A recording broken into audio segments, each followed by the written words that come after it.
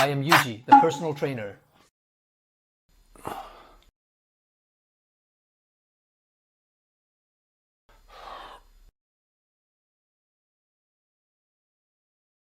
What do you think of the current attempt? Actually, the current arm curl is a bad arm curl. Do you understand what was wrong?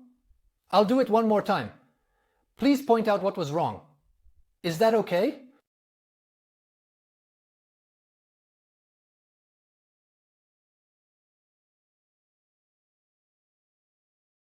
I understand this is quite a difficult issue, but let me explain a bit about the dumbbell. When I'm doing the arm curl, this is what I'm doing. Do you get what I mean? It's not the arms, it's not the wrists, it's not the torso. What it is the neck and the head with each arm curl as you lift. Bend your neck and lower your jaw. Do this every single time for the arm curl. Well, I don't really recommend it. The reason is that when you bend your neck and lower your jaw during the arm curl, it creates a situation where you can't say it's effectively working the biceps. So, I wouldn't recommend this. The reason is that lowering the jaw causes the neck to shorten. If it were just the neck shortening, that would be fine. But when you lower the jaw, look at this point here. This is where the support attaches. This part goes down like this. It feels like the base of the throat is also dropping inward. When this drops, the entire mass tends to move backward with extreme force, resulting in this kind of impact.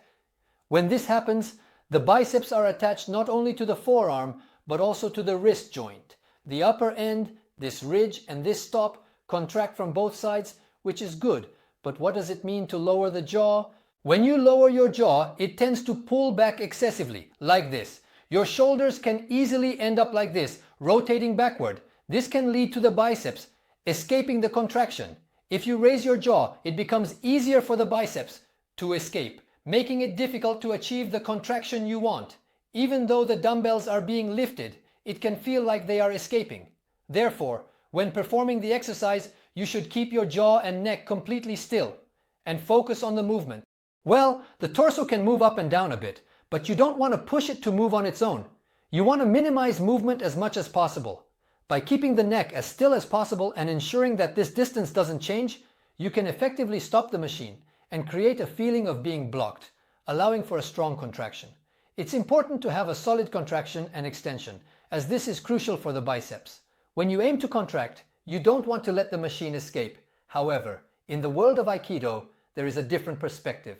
It's okay, it's fine. The reason is that it's often said that lowering the jaw allows for more power and tension. Well, I think it might be a bit hard to understand in the context of Aikido, so let me give you an example. Back in the day, when you were in your 20s, there were times when the battery of a manual car would die. In those days, when the battery of a car was dead, what you would do is not from the person inside the car, but the people in the back would put the car in neutral, and then 1 or 2 people would push the car, right? When pushing, this is generally how you would do it.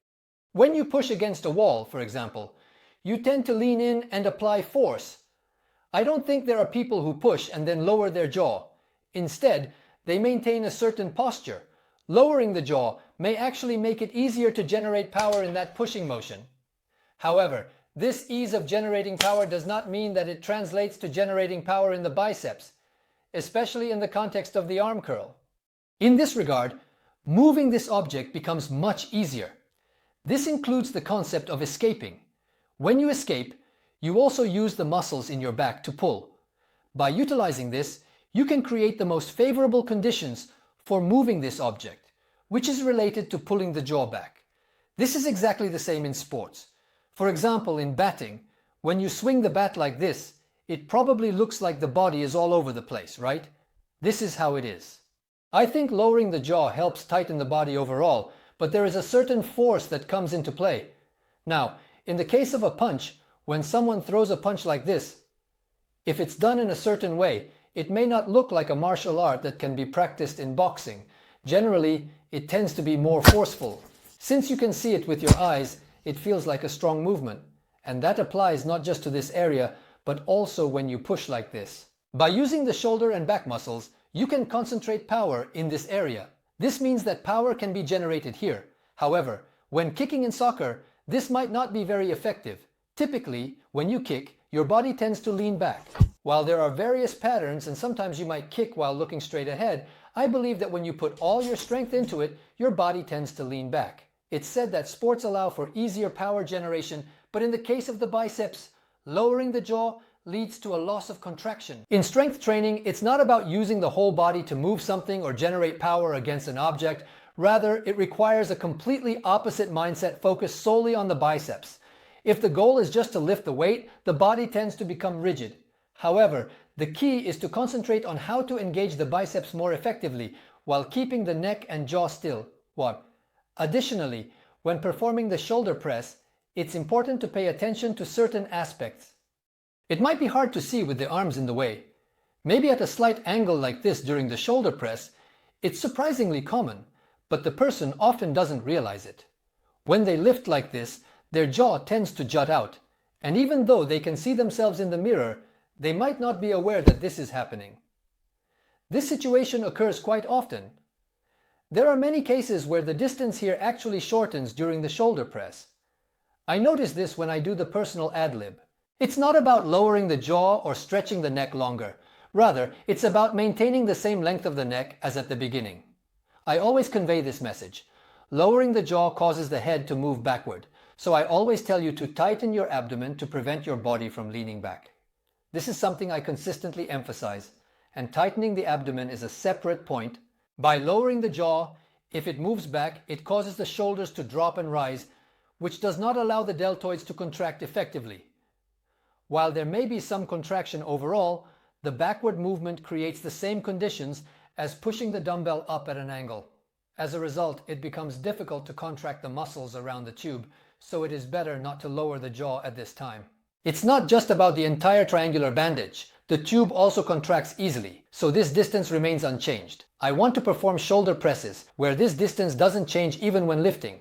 I really want you to confirm this visually as you do it. Make sure to check if this area isn't changing by firmly fixing your neck and trying not to move it. I've found that this method has been effective recently. There are also side raises in participation. Side raises are quite common as well, and they should be done in exactly the same way. Alright, let's focus on this area. Just like in Aikido, if you apply force to something here, lowering the jaw will definitely help you lift it. However, it's not just about whether you can lift it. What's important is that the muscle you are targeting, in this case, the biceps, is properly engaged, allowing it to contract and extend as much as possible. This is what shapes the movement. It's better to focus on this part rather than the whole when it comes to strength training. There are quite a few patterns where people lower their jaw when performing side raises, but I really want you to maintain the shoulder blues. When the jaw is lowered, what changes? Instead of focusing on the back, let's talk about the synergist muscles. The synergist muscles are involved in the side raise, but they actually tend to shorten a bit. As they shorten, this shortening itself creates a bit of a snag, which puts a brake on the movement. As time goes on, it becomes difficult for this part of the constitution, which is like a bone, to come in. When the jaw is lowered, the neck moves forward, causing the grassroots muscles to escape forward. Yes, the grassroots muscles tend to move away, which makes this part of the constitution easily rise up excessively. It may seem like you are raising it, but the entire form is actually being elevated, which means it does not result in the contraction of a triangle. Instead, this part of the constitution should not rise. By raising your arms, you can create a solid contraction, so if you do it this way, you won't understand why it ends up like this.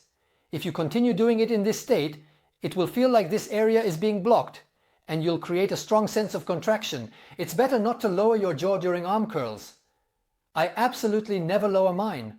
Also, when doing bench presses or dumbbell presses, there are quite a few people who lower their jaws while doing it. You understand this now, right? When you lower your jaw, your chest collapses. When the chest collapses, it becomes difficult to load the contraction at the peak of the contraction. This means you can't effectively create thickness through a strong contraction, so avoiding lowering the jaw is essential to maintain the proper shape. It's not just about that. If you do it this way, for example, it's similar to the wall we talked about earlier. If you do it like this, the pectoral muscles feel somewhat limited. If you were to apply pressure to the wall now, it would also involve the shoulders and the entire core, or perhaps When discussing the latissimus dorsi, particularly the area just slightly in front of the halfway point and a bit lower, as well as the synergistic muscles, one might wonder where to apply pressure. The synergistic muscles are generally located at the back, but there is also a subtle part at the front of the antagonistic muscles. When you touch this area, it tends to contract, and you'll likely understand this better through practice. By touching and moving in this way, when you push your shoulders forward, this area contracts. Therefore, if you lower your jaw, this will elevate, but it will elevate towards the pectoral muscles. When asked if it's burning, the answer is no. It's much better to keep the jaw still and perform the exercise this way, as it puts more strain on the pectoral muscles. This is what should be achieved, so during dumbbell presses and bench presses, there should be no movement at all. Additionally, lowering the jaw while working the back is completely out of the question. This is something that should be obvious. I don't think I need to explain it to everyone. This applies to rowing and similar exercises as well. When you lower your jaw, does your back round? It's similar to what we discussed about the chest earlier. This position leads to a rounded back, which doesn't shorten the back. The back shortens when it is in this position. Lowering the jaw inevitably causes a hunchback, which does not lead to shortening. Therefore, the range of motion becomes limited, similar to pull-ups. In pull-ups, lowering the jaw also rounds the back, but it does not contract. Conversely, when the back is opened up, it contracts better, which means that maintaining that shape allows for greater contraction and extension. This is particularly important in the world of sports, moving objects, or in powerlifting. While lowering can generate power for this exercise, when performing strength training to create form, it is better to keep this area fixed and not move it while lowering.